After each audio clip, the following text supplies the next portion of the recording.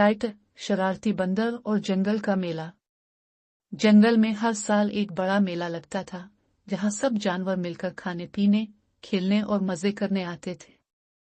हाथी झूले लगाता, हिरन दौड़ के मुकाबले में हिस्सा लेते और तोता मीठी बातें करके सबको हंसाता।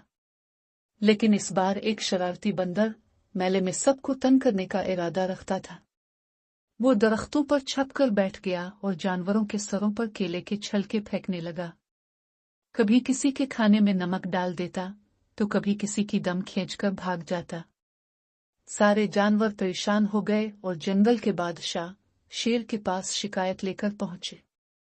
शेर ने सबको तसल्ली दी और कहा, हमें अक्ल से काम लेना होगा।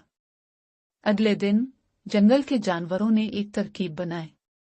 उन्होंने बंदर के लिए एक खास झूला तैयार किया, जिसमें जैसे ही वो बैठा, नीचे से कीचड़ का गड़ा खुल गया। बंदर धड़ाम से कीचड़ में जा गिरा और सब जानवर जोर जोर से हंसने लगे। बंदर शर्मिंदा होकर वादा करने लगा कि आइंदा किसी को तंग नहीं करेगा। यूसुफ ने मेले का भरपूर मजा लिया और जंगल में फिर से खुशियां लूट आए।